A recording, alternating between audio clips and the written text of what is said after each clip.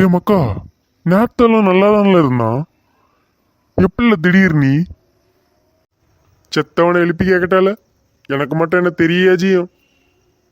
சரி, உனக்கும் தெரியலையா? இனி வீட்டம்மாவை தான் கேட்கணும். சரி, நான் சொல்ல வேண்டியவங்களுக்கெல்லாம் சொல்லிட்டு வந்துடுறேன்.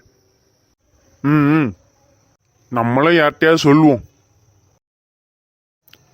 இல்லையே மக்கா, நம்ம செல்லப்பையன் இருக்கியான்ல, அவன் இன்னைக்கு காலையில செத்து போனான் பாத்துக்க.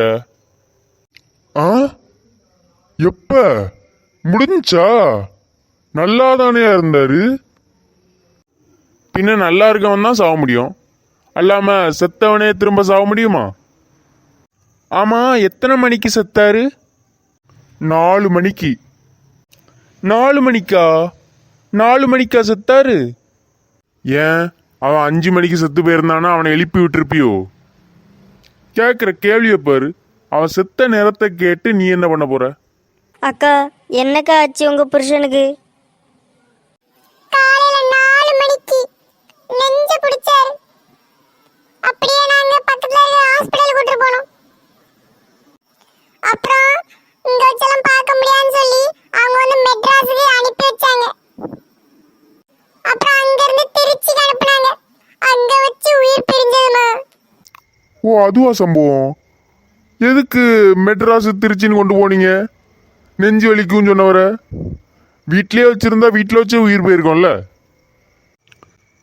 டேய், கிழவனை அடிச்சு கொள்ளுங்கடா.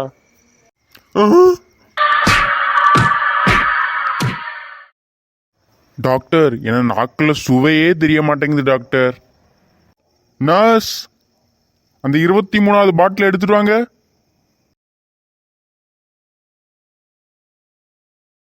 ஐயோ டாக்டர், இந்த மருந்து ரொம்ப காரமா இருக்கு டாக்டர்.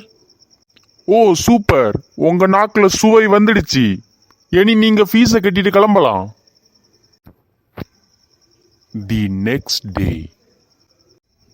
டாக்டர், எனக்கு வர வர ஞாபக மறதி ஜாஸ்தி ஆகுது டாக்டர். நர்ஸ், அந்த 23வது பாட்டில் எடுத்துட்டு வாங்க.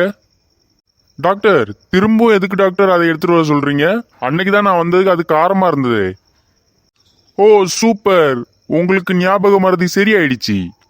நர்ஸ், இவங்கள்ட்ட ஃபீஸ் வாங்கி இவங்களை அனுப்பிவிடு.